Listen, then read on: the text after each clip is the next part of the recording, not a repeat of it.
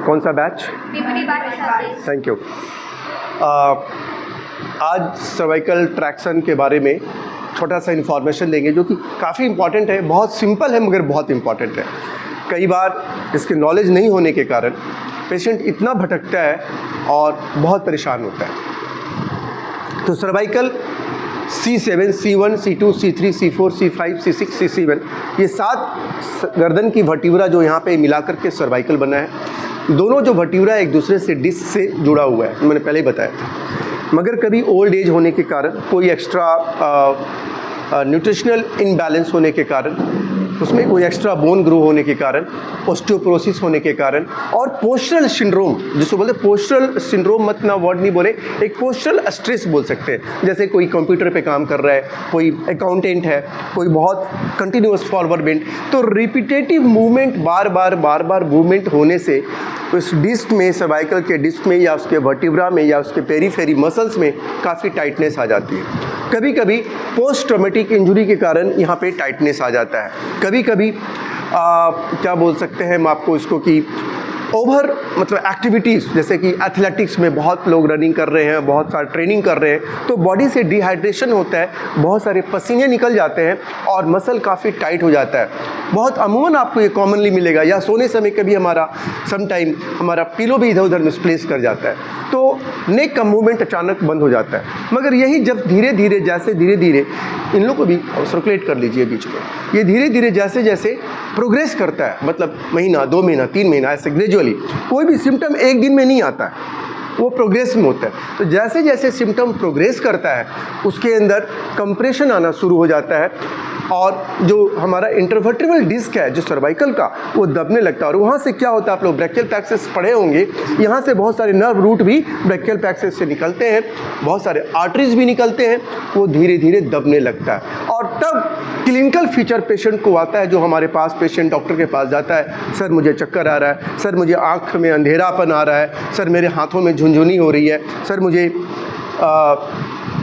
सामान उठाने में दिक्कत हो रही है, इस प्रकार के। और कभी कभी एडवांस स्टेज में पेशेंट चेस्ट पेन का भी कंप्लेन करने लगता है। चेस्ट पेन का, या इसके तो बहुत सारे अदर भी कारण हैं, हम बात कर रहे हैं सर्वाइकल स्पॉन्डिलोलाइसिस का। तो सर्वाइकल स्पॉन्डिलोलाइसिस, लाइसिस हो गया है ना, मतलब कहीं की वर्टिब्रा लाइसिस, मतलब क्या, हल्का मतलब डिजॉल्व टाइप से हो गया, वीक हो गया करते। स्पॉन्डिलाइटिस हो गया, उसमें कोई इन्फ्लेमेशन आ गया। लेस्थेसिस हो गया है, वर्टिब्रा स्लिप कर गया है। तो लेस्थेसिस ज़्यादा खतरनाक है। यदि लेस्थेसिस हो जाता है तब तो ज़्यादा एकदम वीकनेस है, ज़्यादा दोनों हाथ में काफ़ी सारा प्रॉब्लम आ सकता है और लेस्थेसिस एक सीरियस मैटर हो जाता है, ठीक है ना, कंपेयर। तो ऐसे कंडीशन में ट्रीटमेंट प्लान बहुत है, मेडिसिन है, तो सो मेनी थिंग्स। हमारे पास पेशेंट फिजियोथेरेपी के लिए आता है, हम उसका असेसमेंट करेंगे, रूट ऑफ काउज जानेंगे, उसको पाल्पेशन करेंगे, उसको देखेंगे, उसको पूछेंगे चक्कर आ रहा है, गिडनेस आ रहा है। तो यहाँ पर जो भी और भी ट्रीटमेंट हम देते हैं, हॉट पैक देते हैं, अल्ट्रासोनिक देते हैं, एक्सरसाइजेस देते हैं, मगर cervical traction is wonderful and great result. विश्व के जितने भी फिजियोथेरेपी सेंटर होते होंगे, मेरे हिसाब से ट्रैक्शन का इस्तेमाल होता है। ये मैनुअली भी होता है और मैकेनिकली भी होता है। मैनुअली में पेशेंट खुद देता, मतलब थेरापिस्ट खुद देता है, मैकेनिकली में हम इक्विपमेंट का सहारा लेते हैं। तो ये आप यहाँ पे देख रहे होंगे कि सर्वाइकल ट्रैक्शन है, इसका ये कॉलर है, यहाँ पे इसको ऐसे लगाना है और पेशेंट को यहाँ पे आपने ऐसे लगाया, राइट, ठीक है। इसको यहाँ पे अच्छे से स्टेबलाइज किया, नेक के पीछे थोड़ा सा तकिया रख दिया ताकि इसका ये फ्लो रहा और ये ट्रैक्शन। इसको नज़दीक से दिखाइएगा थोड़ा सा मशीन को भी। इसका टाइमिंग आप 8 से 10 मिनट तक दे सकते हैं। होल्ड टाइम आप 10 सेकेंड 5 सेकेंड दे सकते हैं अकॉर्डिंग टू द पेशेंट। तो मतलब इतना दूर तक जाकर के रुकेगा। उसके बाद में नाउ द मोड हमने इंटरमीडिएट और स्टैटिक है। इंटरमीडिएट में क्या होता है, हमने कल लिखाया था कि ट्रैक्शन आता है और जाता है, स्टैटिक में ये रुका रहता है। तो ये इंटरमीडिएट है, आ रहा है जा रहा है। Now then we will start किधर से है, फिर यहाँ से करेंगे और थोड़ा नीचे थोड़ा जाइए, थोड़ा सा नीचे, ये देखिए, बस ये देखिए ये जा रहा है। सो क्लोजली लाइएगा, है ना, ये देखिए यहाँ पे खींच रहा है, रिलीज होता है, ये रिलीज हो रहा है, राइट। ये थोड़ा सा और आपको नीचे जाना पड़ेगा क्योंकि इसमें थोड़ा सा नीचे जाइए, थोड़ा सा और डाउन, हाँ राइट, एंड दिस, हाँ बस हिल ही ज़्यादा नहीं यार, हिल कितना रहे हैं।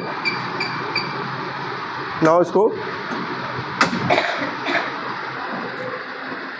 टाइमिंग जो केजी का जो ये ट्रैक्शन का जो वेट यहाँ देख रहे हैं, ये सर्वाइकल में आप 10 किलो और 8 किलो डाल सकते हैं। टाइमिंग 8 से 10 मिनट डालते हैं। ये धीरे धीरे देखिए पुल कर रहा है, यहाँ दिख रहा है ना, ये पुलिंग हो रहा है और फिर धीरे धीरे ये अंदर जाएगा। कुछ सेकंड तक ये होल्ड करेगा, क्योंकि यहाँ पे होल्डिंग हमने दिया हुआ है, इसको 20 सेकंड होल्ड कर रहा है, ये रिलीज़ कर रहा है ना।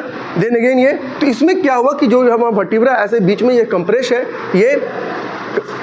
ये हो रहा है और ये हो रहा है, ये हो रहा है और ये हो रहा है, मतलब दोनों वर्टिब्रा बाहर जा रहा है, फिर बाहर जा रहा नहीं, मतलब डीकम्प्रेस हो रहा है और फिर वापस आ रहा है। जब आप इसको हॉट पैक थेरेपी दे करके, अल्ट्रासोनिक थेरेपी दे के, साथ में ट्रैक्शन और विथ द नेक एक्सरसाइजेस आप यदि करते हैं, 10 से 15 दिन तक आप दे सकते हैं। The ratio of result is 80%। ज़्यादा हो रहा है तो इसको वजन को कम कर दीजिए, इसको इतना हिल रहा है, इतना सर खींच रहे ज़्यादा है। ओ तो कम कर दिए, केजी कम कर दिए, कम कर दिए, ठीक है।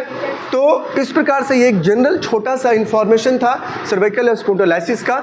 यदि ऐसा कोई पेशेंट सर्वाइकल पेन लेकर के होता है, तो यदि कोई कंप्रेशन का मैटर आता है, उसके एक्सरे को देख सकते हैं। यदि कोई दोनों सर्वाइकल वर्टिब्रा में कहीं कंप्रेशन आता है, तो आप फिजियोथेरेपी में हॉट पैक, डायथेरेमी जो भी है सिलेक्ट करके साथ में ट्रैक्शन को भी इंक्लूड करें विद द एक्सरसाइजेस, राइट।